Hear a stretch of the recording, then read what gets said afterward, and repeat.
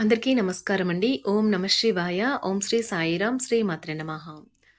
June నెల 11వ తారీఖు 2024 సంవత్సరం మంగళవారం నాడు వృశ్చిక రాశి దినఫలితాల గురించి తెలుసుకుందామండి.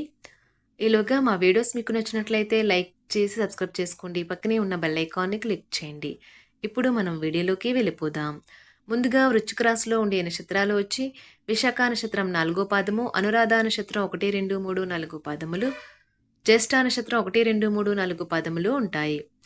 ముందుగా నేటి పంచాంగం నెల జూన్ నెల తేదీ 11వ తేదీ సంవత్సరం 2024 సంవత్సరం తిథి పంచమి నక్షత్రం ఆశ్లేష కరణం బాలవ పక్షం శుక్ల యోగం వ్యాగ్యుత రోజు మంగళవారం జన్మరాశి కర్కాటక రాశి అభిజిత్ కాలం వచ్చి ఉదయం 11:52 నుండి 12:48 వరకు ఉంటుంది.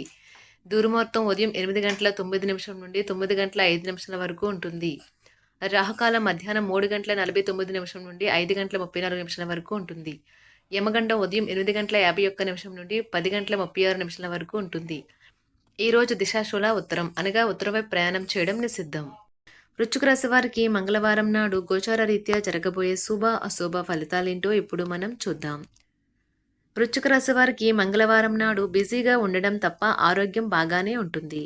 ఈరోజు మీకు మీ మనస్సుకు బాగా దగ్గరైన వారికి గొడవలు జరిగే అవకాశం ఉన్నది.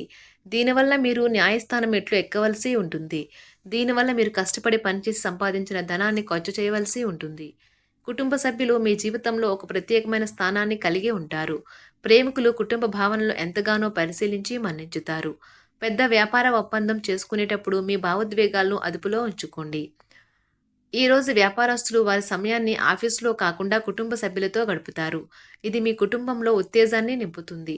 పిచ్చి పిచ్చిగా ఎంజాయ్ చేసే రోజుది. మీ భాగస్వామితో సరదాగా సంతోషంగా ఆనందంగా గడపబోతున్నారు. వృశ్చిక రాశి వారికి మంగళవారం నాడు ఆరోగ్యం, కుటుంబం, ప్రేమ వ్యవహారాలు, వివాహ జీవితం చాలా అద్భుతంగా అనుకూలంగా ఉన్నాయండి. వృశ్చిక రాశి వారికి మంగళవారం నాడు అదృష్ట సంఖ్య వచ్చి 3. పరిహారం వచ్చి వృత్తిలో అభివృద్ధి చెందటం కోసం ఉదయాన్నే సూర్యుడిని ప్రార్థించండి మరియు గాయత్రి మంత్రాన్ని 11 సార్లు పఠించండి. ధన్యవాదాలండి. మా వీడియోస్ మీకు నచ్చినట్లయితే లైక్ చేసి సబ్స్క్రైబ్ చేసుకోండి. పక్కనే ఉన్న బెల్ ఐకాన్ని క్లిక్ చేయండి.